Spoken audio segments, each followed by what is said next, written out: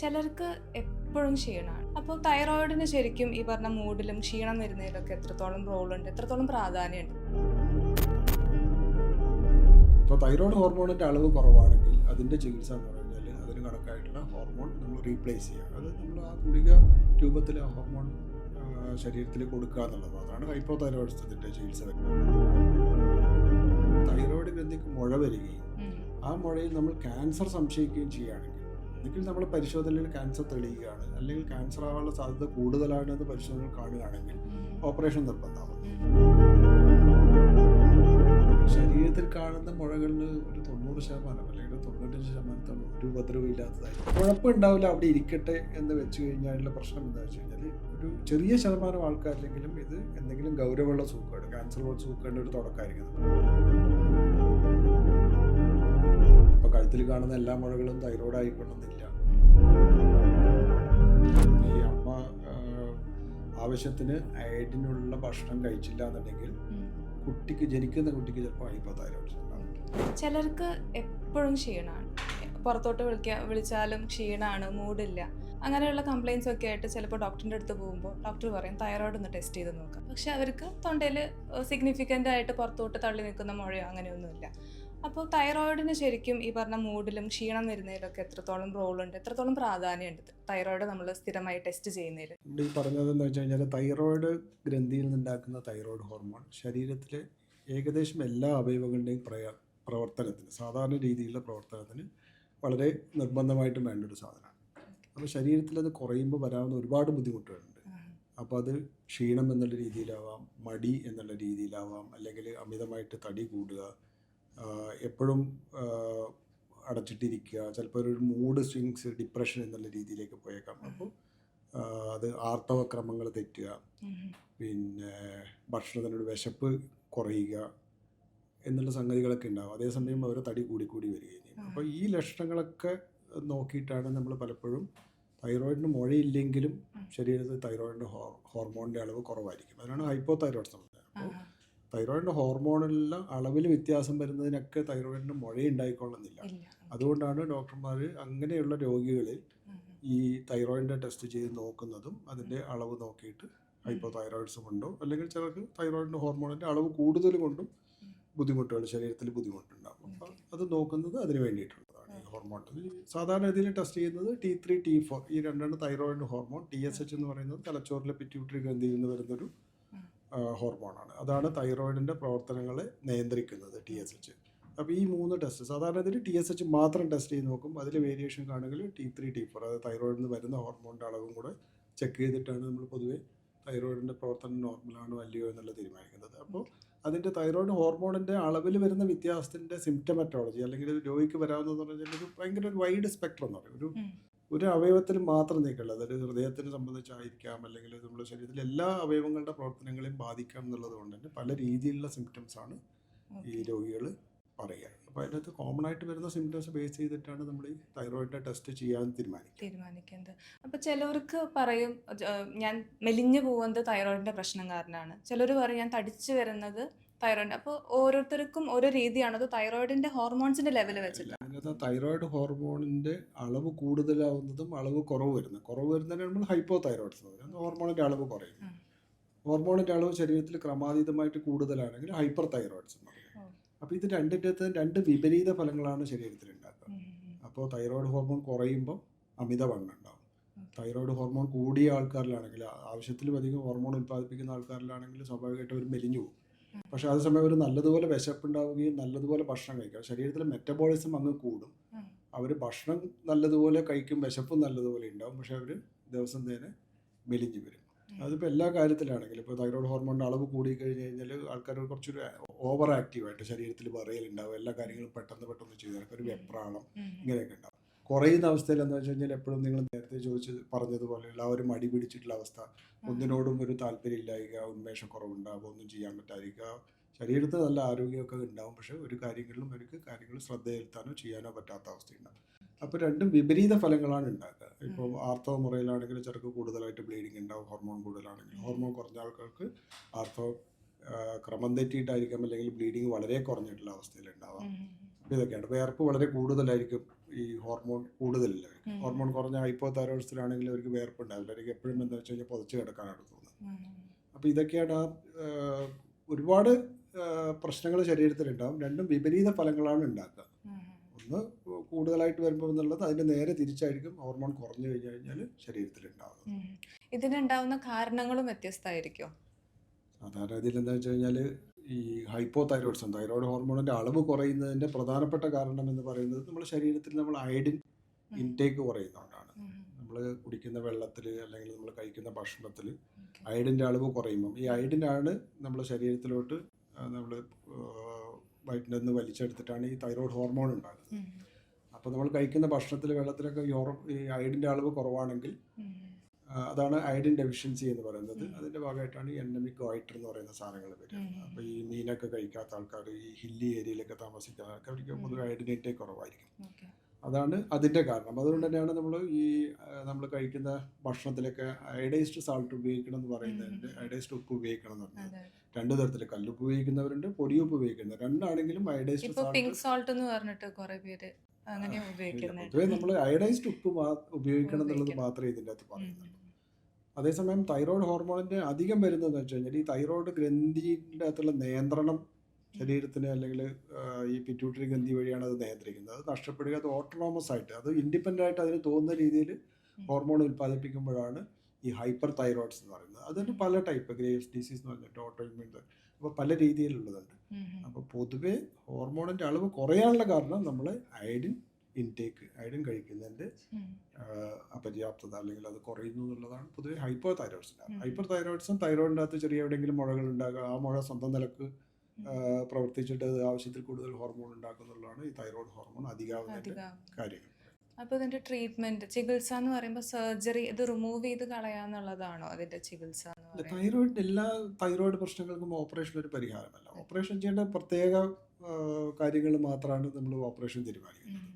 ഇപ്പോൾ തൈറോയ്ഡ് ഹോർമോണിൻ്റെ അളവ് കുറവാണെങ്കിൽ അതിൻ്റെ ചികിത്സ എന്ന് പറഞ്ഞാൽ അതിന് കണക്കായിട്ടുള്ള ഹോർമോൺ നമ്മൾ റീപ്ലേസ് ചെയ്യുക. അത് നമ്മൾ ആ ഗുളിക രൂപത്തിൽ ആ ഹോർമോൺ ശരീരത്തിൽ കൊടുക്കുക എന്നുള്ളത്. അതാണ് ഹൈപ്പോതൈറോയിഡ്സത്തിൻ്റെ ചികിത്സ വരുന്നത്. അതേസമയം ഹോർമോൺ കൂടുതലാണെങ്കിൽ ആ ഹോർമോണിൻ്റെ അളവ് ശരീരത്തിൽ കുറക്കാനുള്ള രീതിയിൽ മരുന്നുകൾ കൊടുക്കുന്നു. അപ്പോൾ എല്ലാ കേസുകളും ഇതിനെല്ലാത്തിനും പരിഹാരം ഓപ്പറേഷൻ എന്നുള്ള രീതിയിലൊന്നുമില്ല. ഓപ്പറേഷൻ ചെയ്യേണ്ട ഘട്ടങ്ങൾ എന്ന് വെച്ച് കഴിഞ്ഞാൽ തൈറോയ്ഡ് ഗ്രന്ഥിക്ക് മുഴ വരികയും ആ മുഴയിൽ നമ്മൾ ക്യാൻസർ സംശയിക്കുകയും ചെയ്യുകയാണെങ്കിൽ, ഒന്നുകിൽ നമ്മൾ പരിശോധനയിൽ ക്യാൻസർ തെളിയുകയാണ്, അല്ലെങ്കിൽ ക്യാൻസർ ആവാനുള്ള സാധ്യത കൂടുതലാണെന്ന് പരിശോധനകൾ കാണുകയാണെങ്കിൽ ഓപ്പറേഷൻ നിർബന്ധമാവുന്നു. പിന്നെ എന്താ വെച്ച് കഴിഞ്ഞാൽ ഈ തൈറോയിഡിൻ്റെ മുഴ വലിപ്പം കൂടി കഴിഞ്ഞ് കഴിഞ്ഞാൽ, ഇത് കഴുത്തിലാണ് എല്ലാവരും കാണുന്ന ഒരു സ്ഥലമാണ്. അപ്പോൾ അതുകൊണ്ട് ഇതിൻ്റെ വൈരൂപ്യവും ഉണ്ടാവും, ഭംഗിക്കുറവുണ്ടാവും എന്നുള്ളതുകൊണ്ട് പലരും ഇത് ബുദ്ധിമുട്ടാവുന്നു. ആ ഒരു കോസ്മെറ്റിക് റീസൺ പറയും നമ്മൾ തൈറോയിഡ് നീക്കം ചെയ്യും. വളരെ വലിയ മുഴകൾ വരികയാണെങ്കിൽ സ്വാഭാവികമായിട്ടും ഇത് വലിപ്പം കൂടുന്തോറും ഇത് എവിടെയാണ് അമരുന്നത്? നമ്മളെ ശ്വാസനാളം, അന്നനാളം, ഇതിൻ്റെ മുകളിലാണ് പ്രസ് ചെയ്യുക. സ്വാഭാവികമായിട്ടും സൗണ്ടിന് വ്യത്യാസം ഉണ്ടാവാം, ശ്വാസം കഴിക്കാൻ ബുദ്ധിമുട്ടുണ്ടാവാം, അതുപോലെ ഭക്ഷണം ഇറക്കാൻ പ്രയാസം ഉണ്ടാകും. അത് പൊതുവെ വലിയ വലിപ്പം വരുമ്പോഴാണത്. അല്ലെങ്കിൽ ഈ നെഞ്ചിൻ കൂട്ടിൻ്റെ അകത്തോട്ട്, ഈ തൈറോയിഡിൻ്റെ വളർച്ച ഈ കഴുത്തിൻ്റെ മുൻഭാഗത്തേക്ക് തന്നെ വേണമെന്നൊന്നുമില്ല, ഇത് താഴത്തോട്ട് നെഞ്ചിൻ്റെ അകത്തോട്ടും വളരാം. റീട്രോസ്റ്റേണൽ അല്ലെങ്കിൽ ഇൻട്രാതൊറാസിക് എന്ന് പറയും, ഈ നെഞ്ചിൻ്റെ അകത്തോട്ട് പോകും. അത് ഈ കഴുത്തിലുണ്ടാക്കുന്ന ബുദ്ധിമുട്ടുകളെക്കാൾ ഏറെ ആയിരിക്കും ഈ നെഞ്ചിൻ കൂട്ടിലത്. പുറമേ കാണുകയില്ല, വളരെ വൈകി കഴിഞ്ഞിട്ടാണ് മനസ്സിലാവുക. അതിൻ്റെ ചികിത്സയും ഇതൊക്കെ ഓപ്പറേഷൻ നിർബന്ധമുള്ള ശ്വാസം എടുക്കാനുള്ള പല രോഗികളും ശ്വാസതടസ്സം അല്ലെങ്കിൽ ശ്വാസം മുട്ടലൊക്കെ ആയിട്ട് അതിൻ്റെ സ്പെഷ്യലിസ്റ്റിനെ കാണിക്കുമ്പോൾ എക്സ്റേയോ അല്ലെങ്കിൽ നെഞ്ചിൻ്റെ സ്കാനിങ് പരിശോധനയിലൊക്കെയാണ് ചിലപ്പോൾ ഈ മുഴ കാരണമാണ് എന്ന് കാണുകയും നമ്മളത് ഓപ്പറേഷൻ ചെയ്ത് നീക്കം ചെയ്യുന്നത്. അപ്പോൾ നെഞ്ചിൻ്റെ അകത്തോട്ട് വളരുന്ന തൈറോയ്ഡ് ഗ്രന്ഥിയാണെങ്കിൽ ഇത് തന്നെ അതിൽ നീക്കം ചെയ്യേണ്ടി വരുന്നു. ഇത് കൂടുതൽ വലിപ്പം ഉണ്ടാകുമ്പോൾ ഭംഗിക്കുറവ് കൊണ്ടോ അല്ലെങ്കിൽ അതിൻ്റെ പ്രഷർ എഫക്ട്സ് കൊണ്ടോ ചെയ്യണമെന്ന് പറയും. പിന്നെ ക്യാൻസർ സംശയിക്കുന്നതാണെങ്കിൽ എത്ര വളരെ ചെറിയ മുഴയാണെങ്കിൽ പോലും അത് നമ്മൾ തൈറോയ്ഡ് ഗ്രന്ഥി പൂർണ്ണമായിട്ട് നീക്കം ചെയ്യുക മാത്രമാണ് അതിൻ്റെ പരിശോധന. ക്യാൻസർ ഉണ്ടെന്ന് തെളിയിക്കുന്ന പരിശോധനയും അത് തന്നെയാണ്. അതിൻ്റെ ചികിത്സയും ആ ഓപ്പറേഷൻ തന്നെ, തൈറോയ്ഡ് നീക്കം ചെയ്യുക എന്നുള്ളത് കാരണം അതിൻ്റെ ഓപ്പറേഷൻ. എല്ലാ കേസുകളും തൈറോയ്ഡ് ചെറിയ മുഴയുണ്ട്, അതിന് ഓപ്പറേഷൻ ചെയ്യണം നിർബന്ധമൊന്നുമില്ല. അതിന് സ്കാനിങ് പരിശോധനകളുണ്ട്, അതിന് കുത്തി പരിശോധന, FNAC പരിശോധനകളുണ്ട്. അപ്പോൾ അതൊക്കെ ചെയ്തു കഴിഞ്ഞിട്ടാണ് നമ്മൾ തീരുമാനിക്കുക ഇതൊരു ചികിത്സ വേണ്ടിയ തൈറോയ്ഡാണോ, ഇതിന് മരുന്നുകൾ കൊടുക്കണോ അല്ലെങ്കിൽ ഇതിൽ ഓപ്പറേഷൻ ചെയ്യണമെന്നോ തീരുമാനിക്കുന്നത്. തൈറോയ്ഡ് രോഗങ്ങൾ വരുമ്പോൾ മിക്കപ്പോഴും ആൾക്കാർക്കുള്ളൊരു പേടി തുടർച്ചയായി ഇങ്ങനെ മരുന്നുകൾ ഇങ്ങനെ കഴിച്ചുകൊണ്ടേ ഇരിക്കണം, അതിൻ്റെ ഹോർമോൺസിനെ റീപ്ലേസ് ചെയ്യാൻ വേണ്ടിയിട്ട് മരുന്നുകൾ ഇങ്ങനെ കഴിച്ചുകൊണ്ടിരിക്കണം. ഓപ്പറേഷൻ ചെയ്തിട്ടോ ചെയ്യാണ്ടോ ആൾക്കാർക്കൊരു പേടിയുണ്ട്, മരുന്ന് കഴിച്ച് തുടങ്ങേണ്ടി വരും എന്നുള്ള. അപ്പോൾ അതെങ്ങനെയാ എത്ര മുന്നേ തൊട്ട് കാണിക്കേണ്ടി വരും ഒരു പേഷ്യന്റ്? നമ്മളിപ്പോൾ എന്താ വെച്ച് കഴിഞ്ഞാൽ ഏത് രോഗത്തിനും അതിൻ്റെ രോഗലക്ഷണങ്ങൾ കാണുമ്പോൾ നമ്മൾ ഡോക്ടറെ കാണുന്നു, ഡോക്ടർ അത് പരിശോധിച്ചിട്ട് വേണ്ട ചികിത്സ നിർദ്ദേശിക്കുന്നു. തൈറോയ്ഡ് ഹോർമോൺ ശരീരത്തിൽ കുറവാണെങ്കിൽ നമ്മളത് ഗുളിക രൂപത്തിൽ കഴിക്കുകയല്ലാതെ വേറെ നിവൃത്തിയില്ല. അത് വളരെ സേഫ് ആയിട്ടുള്ളതാണ്. എന്താണോ ശരീരത്തിൽ കുറയുന്നത് അത് തന്നെയാണ് ഗുളിക രൂപത്തിൽ കഴിക്കുന്നത്. അല്ലാണ്ട് അത് ഏതെങ്കിലും പ്രത്യേകിച്ച് ഒരു മരുന്ന്, അതിനൊരു റിയാക്ഷൻ, അങ്ങനത്തെ കാര്യങ്ങളൊന്നുമില്ല.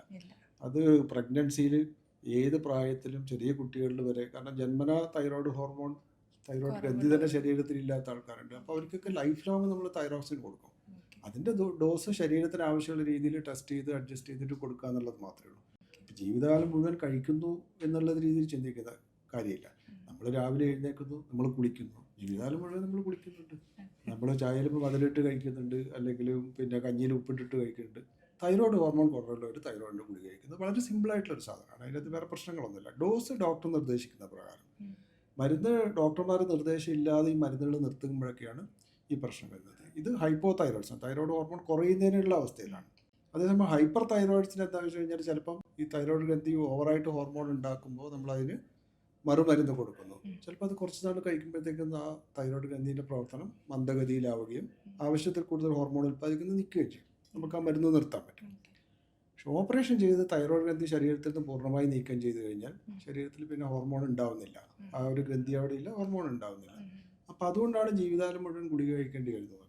പക്ഷെ അത് ആൾക്കാർ ജീവിതകാലം മുഴുവൻ ഗുളിക എന്നുള്ളത്, ജീവിതകാലം മുഴുവൻ എന്താണോ ശരീരത്തിൽ കുറവ് അതാണ് നമ്മൾ കഴിക്കുന്നത്. ഒരു നമ്മൾ വിറ്റാമിൻ കുറവുള്ളവർക്ക് വിറ്റാമിൻ ഗുളിക കഴിക്കുന്നുണ്ട്, കാൽഷ്യം കുറവുള്ളവർക്ക് കാൽഷ്യം ഗുളിക കൊടുക്കുന്നുണ്ട്, അത്ര മാത്രമേ ഉള്ളൂ. അത് ശരീരത്തിൽ വേറെ എന്തെങ്കിലും രീതിയിൽ ദോഷങ്ങളൊന്നും ചെയ്യില്ല. പക്ഷെ അത് കഴിക്കുന്നതാണ് ശരീരത്തിന് എപ്പോഴും നല്ലതെന്നുള്ളത് മാത്രമാണ്.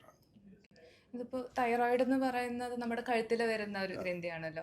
അപ്പോൾ അവിടെ സർജറി ചെയ്യുമ്പോൾ ഉണ്ടാകുന്ന കോംപ്ലിക്കേഷൻസ്, അതോ മുഴുവനായിട്ട് ആ ഗ്രന്ഥി റിമൂവ് ചെയ്യുമ്പോൾ, മാറ്റം ചെയ്യുമ്പോൾ ഉണ്ടാകുന്ന കോംപ്ലിക്കേഷൻസ്, അങ്ങനെ എന്തെങ്കിലും ഉണ്ടാവും? ഈ മുഴുവനായിട്ട് ഗ്രന്ഥി നീക്കം ചെയ്യുമ്പോൾ ഉണ്ടാകുന്ന ഒരേ ഒരു പ്രശ്നം, സ്ഥായിയായിട്ടുള്ള സ്ഥിരമായിട്ടുള്ള പ്രശ്നം എന്ന് വെച്ചാൽ പിന്നെ ശരീരത്തിൽ ആ ഹോർമോൺ ഉണ്ടാവില്ല. ഒരു അവയവം നീക്കം ചെയ്യുന്ന ആ അവയവത്തിൻ്റെ പ്രവർത്തനം, ആ അവയവത്തിന് ഒരു പ്രവർത്തനം മാത്രമേ ഉള്ളൂ തൈറോയ്ഡ് ഹോർമോൺ ഉൽപ്പാദിപ്പിക്കുക എന്നുള്ളത്. അപ്പോൾ ഗ്രന്ഥി നീക്കം ചെയ്യുന്നു, എന്തെങ്കിലും കാര്യങ്ങളുണ്ട്, അനാവശ്യമായിട്ട് നമ്മൾ നീക്കം ചെയ്യുന്നില്ല, എന്തെങ്കിലും അസുഖങ്ങൾ വന്നു, ക്യാൻസർ പോലത്തെ സൂക്കേടുകൾ വന്നു, വലിയ മുഴ വരുന്നു, തൈറോയ്ഡ് ഗ്രന്ഥി മുഴയുണ്ട് പക്ഷേ അതിൻ്റെ പ്രവർത്തനം കാര്യപ്പെട്ട രീതിയിലില്ല, ഈ അവസ്ഥയിലൊക്കെ നീക്കം ചെയ്തു കഴിഞ്ഞാൽ നമ്മൾ ഗുളിക കഴിക്കേണ്ടി വരുന്നു എന്നുള്ളത് മാത്രമാണ്. അപ്പോൾ കഴുത്തിലൊരു ഓപ്പറേഷൻ ചെയ്യുമ്പോഴുള്ള റിസ്ക്, ഏത് ഓപ്പറേഷനും ശരീരത്തിൽ എവിടെ ഓപ്പറേഷൻ ചെയ്യുമ്പോഴും അതിൻ്റെതായ റിസ്ക്കുകൾ, നമ്മൾ അനസ്തീഷ്യ കൊടുക്കുന്നുണ്ട്, മരുന്നുകൾ കൊടുക്കുന്നുണ്ട്, അതിൻ്റെ എന്തെങ്കിലും അലർജിയോ കാര്യങ്ങളോ വരുമോ. കഴുത്തിൽ ഓപ്പറേഷൻ ചെയ്യുമ്പോൾ ഏറ്റവും പ്രധാന പ്രശ്നം ഒന്ന് മാത്രമേ ഉള്ളൂ, അവിടെ ഒരു കല വരിക എന്നുള്ളതാണ്. നേരത്തെ പറഞ്ഞതുപോലെ തൈറോയിഡിൻ്റെ മുഴ ഉണ്ടാക്കുന്ന അതേ ഒരു ഭംഗിക്കുറവ് തന്നെയാണ് നമ്മൾ ഇവിടെ കഴുത്തിലൊരു കീറൽ ഉണ്ടാക്കുന്നതിലൂടെയുള്ള ഒരു കല വരുമ്പോൾ വരാവുന്ന പ്രശ്നം. അത് ഓരോരാൾക്കും ഓരോ, സാധാരണഗതിയിൽ കഴുത്തിൽ വലിയൊരു ചെറിയൊരു വര പോലെ ചിലപ്പോൾ കണ്ടേക്കാം. അത് വലിയ ഒരു ഒബ്വിയസ് ആയിട്ടുള്ളത് ആയിക്കോളൊന്നൊന്നുമില്ല. ഇതാണ് ആ ഒരു കലയുടെ കാര്യത്തിൽ. മറ്റെന്താ വെച്ച് കഴിഞ്ഞാൽ നമ്മൾ ഈ ശബ്ദത്തിൻ്റെ വോക്കൽ കോഡ്സിലേക്കുള്ള ഞരമ്പുകൾ, അത് ഈ തൈറോയിഡിനോട് വളരെ സമീപത്തോടുകൂടി പോകുന്നതുകൊണ്ട് തന്നെ തൈറോയിഡിൻ്റെ ഓപ്പറേഷന് ശേഷം ചിലപ്പോൾ ആൾക്കാർക്ക്, ഇതും റെയറാണ്, 100-ൽ ഒരാൾക്കൊക്കെയാണ് ഒരു ശബ്ദത്തിന് എന്തെങ്കിലും ഒരു വ്യത്യാസം വരും. ഒരു ക്വാളിറ്റിയിലുള്ളൊരു വ്യത്യാസമായിരിക്കും. അതായത് ശബ്ദം പൂർണ്ണമായിട്ട് നഷ്ടപ്പെടുക എന്ന് പറഞ്ഞാൽ വളരെ വളരെ അപൂർവമായിട്ട് മാത്രം സംഭവിക്കുന്നതാണ്. അപ്പോൾ ഈ അവർ ക്വാളിറ്റിയിൽ, സൗണ്ടിൻ്റെ ക്വാളിറ്റിയിൽ ചിലപ്പോൾ വ്യത്യാസം വന്നേക്കാം. അതും പക്ഷേ ടെമ്പററിയാണ്, സ്ഥായിയായിട്ടുള്ളതല്ല, താൽക്കാലികമായിട്ടുണ്ടാകും. അത് കഴിഞ്ഞിട്ട് തിരിച്ച് പഴയതുപോലെ അത് നോർമൽ സൗണ്ടിലേക്ക് തന്നെ മാറുക എന്നുള്ളതാണ് നമ്മൾ കണ്ടത്.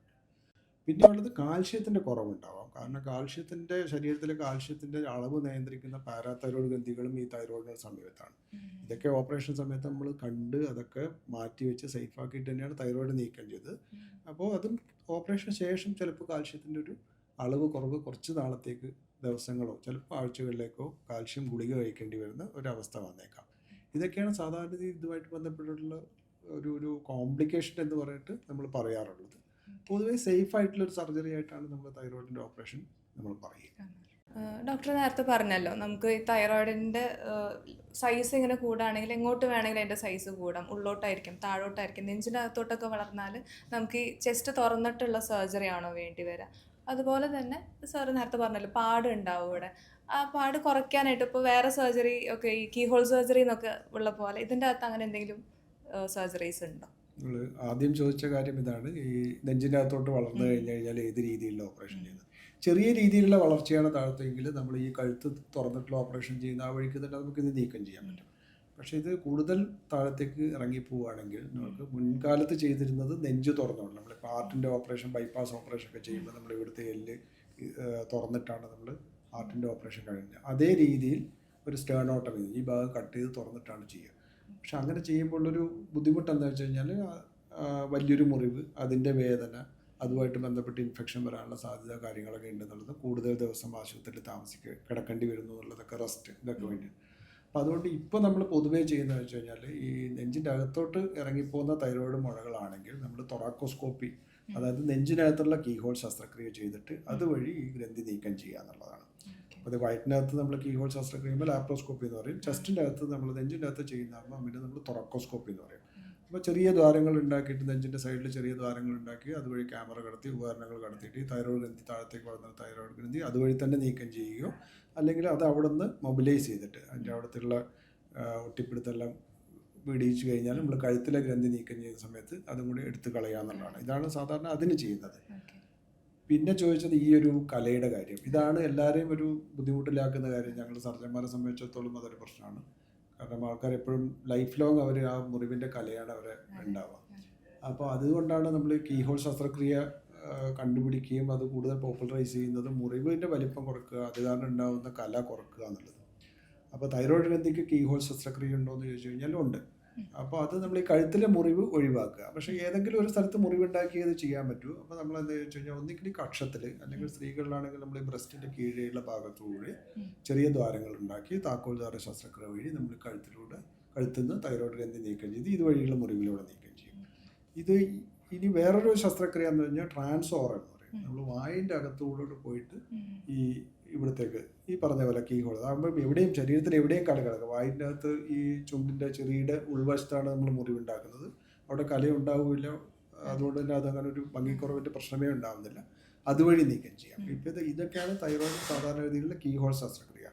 അതുകൊണ്ടുള്ള ഗുണം ഇതാണ്, നമ്മൾ കഴുത്തിൽ പാടുകളൊന്നും തന്നെ അവശേഷിക്കുന്നില്ല. അവിടെ ഒരു ഓപ്പറേഷൻ ചെയ്ത പാടുകളൊന്നും കാണില്ല, കാരണം അവിടെ നമ്മൾ പ്രത്യേകിച്ച് മുറിവുകൾ ഉണ്ടാക്കുന്നില്ല എന്നുള്ളത്. പക്ഷേ ഓപ്പറേഷൻ ചെയ്യുന്നത് നമ്മൾ സാധാരണ തുറന്നിട്ട് ചെയ്യുന്ന അതേ രീതിയിൽ തൈറോയ്ഡ് ഗ്രന്ഥി നീക്കം ചെയ്യുന്ന എല്ലാ കാര്യങ്ങളും അതിൻ്റെ അകത്ത് ചെയ്യുകയും ചെയ്യും.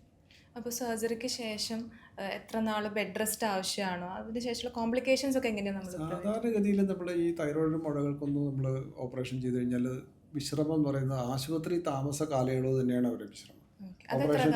ഓപ്പറേഷൻ ചെയ്ത് കഴിഞ്ഞാൽ 6 മണിക്കൂർ കഴിഞ്ഞ് കഴിഞ്ഞാൽ നമ്മൾ അവരവർ നടക്കാൻ പറയും. തൊട്ടടുത്ത ദിവസം നമ്മൾ അവരെ വീട്ടിലോട്ട് ഡിസ്ചാർജ് ചെയ്യും. അവരുടെ കാര്യങ്ങളൊക്കെ അവർക്ക് ചെയ്യാം. ഒരാഴ്ച കഴിഞ്ഞ് കഴിഞ്ഞാൽ അവർക്ക് എല്ലാ ജോലികളും ചെയ്യുന്നില്ല. അപ്പോൾ ഒരുപാട് ദിവസം അവർക്ക് വിശ്രമ കാര്യങ്ങളൊന്നും ആവശ്യമായിട്ട് വരുന്നേയില്ല. എൻ്റെ ഒരു ഫ്രണ്ട്, അവൾക്കൊരു ദിവസം ഇങ്ങനെ കഴുത്തിൻ്റെ അവിടെ ഇങ്ങനെ തൊട്ട് നോക്കിയപ്പോൾ മുഴ പോലെ തോന്നി. പിന്നെ അവളിങ്ങനെ ആലോചിച്ചു, ഒന്നും ആയിരിക്കില്ല എന്ന് വിചാരിച്ചിട്ട് അവൾ സ്വയം സമാധാനിച്ചിരിക്കുക ചെയ്തത്. അപ്പോൾ അങ്ങനെ നമുക്ക് റാൻഡമായിട്ട് എപ്പോൾ വേണമെങ്കിലും ഒരു മുഴ പോലെയൊക്കെ തോന്നുകയാണെങ്കിൽ അത് കാണിക്കേണ്ട ആവശ്യമുണ്ടോ? അതിൻ്റെ എത്രത്തോളം പ്രാധാന്യമുണ്ട് അത് ഇനീഷ്യലി കണ്ടുപിടിക്കുന്നതിൽ? ഇത് ശരീരത്തിൽ കാണുന്ന മുഴകളിൽ ഒരു 90% അല്ലെങ്കിൽ 95% ഒരു ഉപദ്രവം ഇല്ലാത്തതായിരിക്കാം. വളരെ മുന്നേ അത് അവിടെ ഉണ്ടാവാം, ഒരു വളർച്ചയോ കാര്യങ്ങളൊന്നും ഇല്ലാത്ത മുഴയായിരിക്കാം. നമ്മളെപ്പോഴെങ്കിലും ഒരു ദിവസം കാണുന്നു എന്നുള്ളത് മാത്രം. പക്ഷെ അപ്പോഴും ഒരു 5% കേസുകൾ, 5-10% കേസുകൾ രോഗങ്ങളുടെ ഭാഗമായിട്ട് വരുന്നതാവാം. അപ്പോൾ കഴുത്തിൽ കാണുന്ന എല്ലാ മുഴകളും തൈറോയ്ഡ് ആയിക്കൊള്ളുന്നില്ല. അവിടെ ശരീരത്തിൽ ഒരുപാട് കഴലകളുണ്ട്. അപ്പോൾ കഴുത്തിൻ്റെ അകത്തൊരു കഴല വീക്കാവാം, അല്ലെങ്കിൽ എന്തെങ്കിലും TBയുടെ അസുഖം അതിൻ്റെ പഴുപ്പായിട്ട് കഴലകളെ ബാധിക്കാം. ഉമിനീർ ഗ്രന്ഥി അതിൻ്റെ ട്യൂമർ വരാം. അപ്പോൾ പല കാരണങ്ങളുണ്ട് കഴുത്തിലും ശരീരത്തിൽ വരുന്ന മുഴകളൊക്കെ എന്താണെന്ന് വെച്ച് കഴിഞ്ഞാൽ നമ്മൾ നോക്കിയിട്ട് ഒന്നും കുഴപ്പമുണ്ടാവില്ല, അവിടെ ഇരിക്കട്ടെ എന്ന് വെച്ച് കഴിഞ്ഞാലുള്ള പ്രശ്നം എന്താണെന്ന് വെച്ച് കഴിഞ്ഞാൽ ഒരു ചെറിയ ശതമാനം ആൾക്കാരിലെങ്കിലും ഇത് എന്തെങ്കിലും ഗൗരവമുള്ള സൂക്കേട്, ക്യാൻസർ പോലെ സൂക്കേടിൻ്റെ ഒരു തുടക്കമായിരിക്കും. നമ്മൾ തുടക്കത്തിൽ കണ്ടുപിടിച്ചിട്ടുള്ള ഗുണം അതാണ്. അപ്പോൾ തൈറോയ്ഡ് ഗ്രന്ഥിൻ്റെ മുഴകൾ എത്ര ചെറുതാണോ, പക്ഷേ സാധാരണ രീതിയിൽ തൈറോയ്ഡ് ഗ്രന്ഥി നമുക്ക് തൊട്ട് കഴിഞ്ഞ് കഴിഞ്ഞാൽ നമുക്ക് മനസ്സിലാവില്ല. കാരണം അത് ഉള്ളിലുള്ളതാണ്. അത് ഏകദേശം 5-8 ഇരട്ടി വണ്ണം വെക്കുമ്പോഴൊക്കെയാണ് നമ്മൾ പുറമെ കാണുന്ന രീതിയിലേക്ക് തന്നെ വരും. മുഴകൾ കാണുമ്പോൾ നമ്മൾ എന്ത് ചെയ്യും? അത് ടെസ്റ്റ് ചെയ്യും. ടെസ്റ്റ് ചെയ്തിട്ട് കുഴപ്പമില്ല എന്ന് പറഞ്ഞു കഴിഞ്ഞാൽ നമുക്ക് ഏറ്റവും സമാധാനത്തിൽ അവിടെ ഇരിക്കട്ടെ നോക്കാം. അതല്ലാണ്ട് നമ്മളായിട്ട് രോഗികളായിട്ട് തന്നെ ഇപ്പം നമ്മളായിട്ട് തന്നെ തീരുമാനിക്കണേ ഇത് കുഴപ്പമുണ്ടാവില്ല, ഇത് കുഴപ്പമുണ്ടാവില്ല എന്ന് പറയുമ്പോഴാണ് ചില ആൾക്കാർക്ക് അത് വലിയ കുഴപ്പത്തിലേക്ക് എത്താറുണ്ട്. എല്ലാ സൂക്കേടുകളും നമ്മൾ തുടക്കത്തിൽ കാണുകയാണെങ്കിൽ നമ്മൾ അപ്പം തന്നെ ചികിത്സിക്കുകയാണെങ്കിൽ അതിൻ്റെ റിസൾട്ട് വളരെ നല്ലതാണ്. ഇപ്പോൾ ബ്രസ്റ്റിൽ മുഴ കാണുന്നു, 98% കേസുകളും നോൺ ക്യാൻസറസ് മുഴകളായിരിക്കും എന്നുള്ളതാണ് പഠനങ്ങൾ തെളിയിക്കുന്നത്. നമ്മുടെ ഉദ്ദേശം എന്താ, ഈ 2% മിസ്സാവാതിരിക്കാൻ വേണ്ടിയിട്ട് നമ്മൾ എന്താ വെച്ച് കഴിഞ്ഞാൽ നമ്മളടുത്ത് വരുന്നതാകുന്നു 100 രോഗികൾ വരുന്നു, 100 പേർക്ക് അത് തടിപ്പുണ്ടെന്ന് പറഞ്ഞാൽ 100 പേരെയും നമ്മൾ ടെസ്റ്റുകൾക്ക് വിധേയമാക്കും. എന്നിട്ട് അതിനകത്ത് ഈ 2% കണ്ടുപിടിക്കാനുള്ള ഒരു ശ്രമത്തിൻ്റെ ഭാഗമായിട്ടാണ്. അപ്പോൾ ഒന്നും കുഴപ്പമില്ല എന്ന് സ്വന്തം തീരുമാനിക്കാതിരിക്കുക, കുഴപ്പമില്ലാന്ന് തീരുമാനിക്കുക, അത് അതിനെക്കുറിച്ച് അറിവുള്ള ആൾക്കാർ തീരുമാനിക്കുക എന്നുള്ളത് മാത്രം. അതുമായിട്ട് കൺസേൺഡ് ഡോക്ടർമാർ, ഒരു ജനറൽ പ്രാക്ടീഷണർ മതിയാവും. അതല്ല അവർ പറയുകയാണെങ്കിൽ മാത്രമാണ് നമ്മൾ സ്കാനിങ്, കുത്തിപ്പരിശോധന, അങ്ങനത്തെ ടെസ്റ്റുകൾ, CT സ്കാനിങ് കാര്യങ്ങൾ സർജനോ അല്ലെങ്കിൽ വേറെ ഏതെങ്കിലും സ്പെഷ്യലിസ്റ്റോ കാണുന്നത്. എന്തായാലും ഒരു ഡോക്ടറെ കാണുക എന്നുള്ളത് മാത്രമാണ് അതിൻ്റെ അകത്ത് ഏറ്റവും സേഫായിട്ട് നിൽക്കേണ്ടത്. സ്വന്തം തീരുമാനങ്ങൾ എടുക്കാതിരിക്കുക, അത്രയേ ഉള്ളൂ. പിന്നെ നമുക്കൊരു പ്രായത്തിന് ശേഷം നമുക്ക് തൈറോയിഡ് പ്രോബ്ലംസ് വരാനായിട്ടുള്ള ചാൻസ് ഉണ്ടോ? പ്രായം ഒരു ഫാക്ടറാണോ തൈറോയിഡ് പ്രശ്നങ്ങൾ വരുന്നത്? സാധാരണഗതിയിൽ അത് പ്രത്യേകിച്ച് ഒരു പ്രായം കഴിഞ്ഞ് കഴിഞ്ഞാൽ തൈറോയിഡ് ഗ്രന്ഥിയുടെ പ്രവർത്തനം കുറയുക എന്നുള്ളത് അങ്ങനെ വരാറില്ല. ഇത് ഏത് പ്രായത്തിലും വരാം. കാരണം എന്ന് വെച്ചാൽ വളരെ ചെറിയ കുട്ടികളിൽ ഹൈപ്പോതൈറോയിഡ്സ് ഉണ്ടാവും. ചിലപ്പോൾ ഈ അമ്മ ആവശ്യത്തിന് അയഡിനുള്ള ഭക്ഷണം കഴിച്ചില്ല എന്നുണ്ടെങ്കിൽ ജനിക്കുന്ന കുട്ടിക്ക് ചിലപ്പോൾ ഹൈപ്പോതൈറോയിഡ്സ് ഉണ്ടാവും. അപ്പോൾ അതുകൊണ്ടെന്ന് വെച്ചാൽ ഏത് പ്രായത്തിൻ്റെ തൈറോയിഡിൻ്റെ അസുഖങ്ങൾ കാണാം. പക്ഷേ പൊതുവെ മുഴകളൊക്കെ കാണുന്നതെന്ന് വെച്ച് കഴിഞ്ഞാൽ വളരെ ചെറിയ കുട്ടികളിലൊന്നും കാണാറില്ല. ഒരു പ്രായം ഒരു 20 വയസ്സിന് ശേഷമൊക്കെയാണ് പൊതുവെ ഈ മുഴകളൊക്കെ പ്രത്യക്ഷപ്പെടാനുള്ള സാധ്യത. അപ്പോൾ അത് അതിൻ്റെ വലിപ്പത്തിനനുസരിച്ച് വളരെ പ്രായമായ ആൾക്കാരിൽ പൊതുവെ തൈറോയിഡിൻ്റെ മുഴയൊന്നും പുതുതായിട്ട് വരാനുള്ള സാധ്യതകളും വളരെ കുറവാണ്. ഉണ്ടാവില്ല എന്നല്ല. അപ്പോൾ ഏതെങ്കിലും ഒരു ഏജ് ഗ്രൂപ്പിന് മാത്രം ലിമിറ്റഡ് ആയിട്ടുള്ളതല്ല തൈറോയിഡിൻ്റെ അസുഖങ്ങളൊന്നും, ഏത് പ്രായത്തിലും വരാം. അപ്പോൾ നമ്മൾ ഡ്രഗ്സ് ഉപയോഗിക്കുമ്പോൾ, ഇപ്പോൾ നേരത്തെ വേറെ ഡോക്ടറായിട്ട് സംസാരിച്ചപ്പോൾ പറഞ്ഞു ന്യൂറോളജിക്കൽ ആയിട്ടുള്ള പ്രശ്നങ്ങൾ ഉണ്ടാവും. അത് പറഞ്ഞ പോലെ ഹോർമോൺസ് റിലേറ്റഡ് ആയിട്ടുള്ള പ്രശ്നങ്ങൾ ഉണ്ടാവും, പ്രത്യേകിച്ച് സിന്തറ്റിക് ഡ്രഗ്സ് ഒക്കെ യൂസ് ചെയ്യുന്ന ആൾക്കാരിൽ. അല്ല, നിങ്ങൾ ഉദ്ദേശിക്കുന്നത് ഈ ലഹരി ആണ് ഉദ്ദേശിക്കുന്നതെങ്കിൽ ഇതെല്ലാം തന്നെ ശരീരത്തിന് പല വിധത്തിൽ ദോഷം ചെയ്യും. അത് ന്യൂറോളജിക്കൽ മാത്രമൊന്നുമല്ല. ന്യൂറോളജിക്കലായിട്ട് ഉണ്ടാക്കുന്ന പ്രശ്നങ്ങൾ കൊണ്ട് ശരീരത്തിൽ ബാക്കി എല്ലാ അവയവങ്ങൾക്കും പ്രശ്നങ്ങൾ ഉണ്ടാകുന്നുള്ളതാണ്. ഇതിൻ്റെ അകത്ത് ലഹരി ആവാം, ലഹരി വായനയോടാവാം, ലഹരി സംഗീതത്തിനോടാവാം. പാട്ട് പാടുന്നില്ല, പാട്ട് കേൾക്കുന്നത് ഒരു ലഹരിയാണല്ലോ. അപ്പോൾ ലഹരി പുതിയൊരു ജനറേഷനോട് പറയാനുള്ളത് എന്താണെന്ന് വെച്ച് കഴിഞ്ഞാൽ, ഇതിപ്പോൾ എനിക്ക് 2 ആൺകുട്ടികളാണ്, 2 പേരും ഇപ്പോൾ മെഡിക്കൽ കോളേജിൽ പഠിക്കുന്നുണ്ട്. അവരോടൊക്കെ ഞാൻ ഉപദേശിക്കും. പക്ഷേ പൊതുവേ യങ്ങർ ജനറേഷൻ എന്താ വെച്ച് കഴിഞ്ഞാൽ ആ ഒരു പ്രായത്തിൽ അവർ ഒന്നും കേൾക്കാതെ അതിനോടൊന്നും അതെന്താ എന്നുള്ള രീതിയിലാണ്. അപ്പോൾ പുതിയ ജനറേഷൻ എന്താ വെച്ച് കഴിഞ്ഞാൽ ഒരുപാട് ഓപ്ഷൻസ്, എന്ത് സംഗതികളും നിങ്ങളുടെ വിരൽത്തുമ്പിലാണ്. ഇൻഫർമേഷൻ മാത്രമല്ല, ഈ പറയുന്ന എല്ലാ സംഗതികളും നിങ്ങൾ വിചാരിക്കുന്ന സ്ഥലത്ത് എത്തിക്കാനുള്ള ആൾക്കാരും കാര്യങ്ങളൊക്കെ ഉണ്ട്. ലഹരി എന്ന് പറയാനുള്ള കാര്യം തന്നെ എന്താണെന്ന് വെച്ച് കഴിഞ്ഞാൽ അഡിക്ഷൻ ഉള്ളതുകൊണ്ടാണ്. നമ്മൾക്ക് ഒരു സംഗതി ഒരു പ്രാവശ്യം ചെയ്തിട്ട് പിന്നീട് അതിനോട് ഒരു താല്പര്യം തോന്നുന്നില്ലെങ്കിൽ അതൊരു ലഹരിയല്ല. അപ്പോൾ അഡിക്ഷൻ എന്ന് പറയുന്ന സാധനമുള്ളതാണ് ലഹരി. അതാണ് ഞാൻ നേരത്തെ പറഞ്ഞ ലഹരി വേറെ എന്തിനോടെങ്കിലും ആവാം, ദയവ് ചെയ്ത് ഇതിനോടാവരുതെന്നുള്ളത്. കാരണം അതോടുകൂടി നമ്മുടെ ലൈഫ് മൊത്തം താളം തെറ്റും. നമ്മുടേത് മാത്രമല്ല, നമ്മളെ കൊണ്ട് ഒരു ഉപകാരപ്രദമായ ഒരു സോഷ്യൽ ആക്ടിവിറ്റീസോ കാര്യങ്ങളോ ഒന്നും ഉണ്ടാവില്ല. ചിലപ്പോൾ നമ്മൾ വളരെ മോശപ്പെട്ട അവസ്ഥയിലേക്ക് പോകും. അതല്ലാതെ തന്നെ ഒരു സൊസൈറ്റിക്ക് ഗുണമുള്ള ഒരു ലൈഫായിരിക്കില്ല. ഫാമിലിക്കൊക്കെ ഭയങ്കര പ്രശ്നമായിരിക്കും. അവർക്ക് ആ ഒരു വീട്ടിലുണ്ടാകാവുന്ന ബുദ്ധിമുട്ടുകൾ, ഒരാൾ ലഹരി ഉപയോഗിക്കുന്നുണ്ടെങ്കിൽ ആ വീട്ടിൽ അവരുടെ മാതാപിതാക്കൾക്കോ ബാക്കി സിബ്ലിങ്സ്, സഹോദരനോ സഹോദരിക്കോ ബാക്കി എല്ലാവർക്കും ഉണ്ടാകുന്ന ബുദ്ധിമുട്ടുകൾ, അപ്പോൾ മൊത്തം ഒരു ലൈഫ്, അപ്പോൾ ഒരു സൊസൈറ്റിനെ തന്നെ ബാധിക്കുന്ന ഒരു സംഗതിയാണെന്നുള്ളതാണ്. അതിന് നിയമങ്ങളുണ്ട്, നിയമങ്ങൾ അതിൻ്റെ വഴിക്ക് നോക്കുന്നുണ്ടാവാം. പക്ഷെ എന്നാലും ആ ഒരു യങ്ങർ ജനറേഷൻ അതിനെക്കുറിച്ച് കൂടുതൽ ബോധവാന്മാരാണ് നല്ലത്. ഹെൽത്തിനെ വല്ലാത്ത രീതിയിൽ ബാധിക്കും. ന്യൂറോളജിക്ക് നല്ല എല്ലാ അവയവങ്ങളും, അത് ഹൃദയാഘാതം മൂലം ആൾക്കാർ മരിക്കുന്ന കേസുകളുണ്ട്. അപ്പോൾ അത് ഡ്രഗ് യൂസ്, ഓവർ യൂസ് എന്താവാം. അപ്പോൾ ഇതെനിക്ക് പറയാനുള്ളൂ, ലഹരി ആവാം, മരുന്നുകളോട് പാടില്ല എന്നുള്ളതാണ്. ഏത് തരത്തിലാണെങ്കിലും, അത് സിന്തറ്റിക് ഓർ നോൺ സിന്തറ്റിക് എന്തായാലും ലഹരി നമുക്ക് വളരെ ഹെൽത്തി ആയിട്ടുള്ള ലഹരികളാവാം. ആ ലഹരികൾ ഞാൻ നേരത്തെ പറഞ്ഞാണ്. അത് വായനയാവാം, പാട്ടാവാം, സിനിമ കാണുന്നതാവാം, നാടകം കാണുന്നതാവാം, നാടകത്തിൽ അഭിനയിക്കുന്നതാവാം, എന്താവാം. സ്പോർട്സ്, പൊതുവെ ഇപ്പോഴത്തെ കുട്ടികളൊക്കെ എപ്പോഴും മൊബൈൽ കാര്യങ്ങളൊക്കെ നോക്കിയിട്ട് അവർ ഗാഡ്ജറ്റ്സിൽ യൂസ് ചെയ്തിട്ട് എങ്ങനെ പോകുന്നു എന്നുള്ളതാണ്. എപ്പോഴും നോക്കിക്കഴിഞ്ഞ് കഴിഞ്ഞാലും, ഞാനിപ്പോൾ ഈ ട്രാവൽ ചെയ്യുകയൊക്കെ ആണെങ്കിലും മിക്കപ്പോഴും എന്താ വെച്ച് കഴിഞ്ഞാൽ എല്ലാവരുടെ കയ്യിലും മൊബൈൽ തുറന്നു വെച്ചിട്ടുണ്ട്. ട്രെയിനിലായിക്കോട്ടെ എവിടെയാണെങ്കിലും കയറി അപ്പം തന്നെ ആൾക്കാർ, പലർക്കും പല സ്ഥലങ്ങളും അറിയില്ല. എപ്പോഴും അവർ ആ റൂട്ടിൽ യാത്ര ചെയ്യുന്നതായിരിക്കും. പക്ഷേ ഈ സ്ഥലങ്ങളിൽ ഇത് ഞാൻ ഇതുവരെ കണ്ടിട്ടില്ല, ഇങ്ങനൊരു സ്ഥലം ഞാൻ ഇതുവരെ കണ്ടിട്ടില്ല എന്നുള്ളത് പറയുന്ന അവസ്ഥയിലേക്ക് വരും. അപ്പോൾ അതൊക്കെ വേണം. അപ്പോൾ ഈ ഗാഡ്ജറ്റ്സ് കാര്യങ്ങളൊക്കെ അവർ മൊത്തം അതിനോടൊരു നമുക്ക് അതിൽ നിന്നെല്ലാം മാറി നിൽക്കണം എന്നുണ്ടെങ്കിൽ നമുക്ക് താല്പര്യമുണ്ടെങ്കിൽ സ്പോർട്സ് ആവാം, മറ്റു കലകളാവാം, കാര്യങ്ങളാവാം, യാത്രകളാവാം, സേ നോട്ട് ടു ഡ്രഗ്സ്.